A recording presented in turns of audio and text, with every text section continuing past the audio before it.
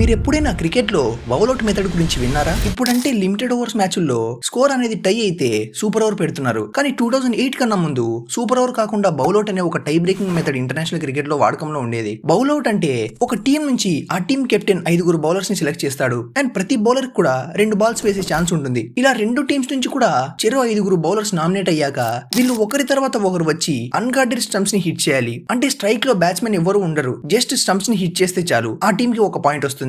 Just అన్నాను అని easy అనుకోకండి. ఆ ప్రెజర్ సిచ్యువేషన్స్ లో స్టంప్స్ ని హిట్ చేయలేక చాలా మంది పెద్ద బౌలర్స్ కూడా స్ట్రగుల్ అయ్యారు. ఇలా 2 టీమ్స్ కూడా వాళ్ళకి ఇచ్చిన 10 ఛాన్సులు కంప్లీట్ అయ్యేసరికి ఎవరి దగ్గర అయితే ఎక్కువ పాయింట్స్ ఉంటాయో వాళ్ళే విజేతలు. ఒకవేళ ఇక్కడ కూడా పాయింట్స్ టై అయ్యాయి అనుకోండి, అప్పుడు సడన్ డెత్ ఫార్మాట్, అంటే ప్రతి బౌలర్ కి కూడా మళ్ళీ ఒక బాల్ వేసే ఛాన్స్ ఇస్తారు. ఇలా వాళ్ళ 5 డెలివరీలు వీళ్ళు 5 డెలివరీలు వేశాక ఎవరైతే ఎక్కువ సార్లు స్టంప్స్ ని హిట్ చేస్తారో వాళ్ళే విన్ అయినట్టు. ఒకవేళ ఇప్పుడు కూడా పాయింట్స్ అనేవి సమం అయ్యాయి అనుకోండి, జస్ట్ అనుకోండి, మళ్ళీ ఇదే పద్ధతిని రిపీట్ చేస్తారు. సో ఇలా స్కోర్స్ అనేవి టై అయినప్పుడు మ్యాచ్ రిజల్ట్ అనేది కేవలం బౌలర్స్ మీద ఆధారపడి ఉంది అని ఐసీసీ అఫీషియల్ గా 2007 లో ఈ టై బ్రేకింగ్ మెథడ్ ని రిమూవ్ చేసి సూపర్ ఓవర్ ని ఇంట్రడ్యూస్ చేసింది. 2007 T20 వరల్డ్ కప్ లో అయితే ఇండియా వర్సెస్ పాకిస్తాన్ కి మధ్య జరిగిన మ్యాచ్ లో మనం పాకిస్తాన్ ని బౌల్అవుట్ మెథడ్ లో 3-0 తేడాతో ఓడించి ఫైనల్ కి వెళ్ళాం. మనం ఈ బౌల్అవుట్ లో గెలవడానికి main reason master mind MS Dhoni. అలా అని ఎంఎస్ ధోని ఏమి బౌలింగ్ కూడా వేయలేదు, యాజ్ యూజువల్ గా స్టంప్స్ వెనకాల వికెట్ కీపింగే చేశాడు. మరి నేను ఎందుకని గెలుపుకి మెయిన్ రీజన్ ధోని అంటున్నానో తెలిస్తే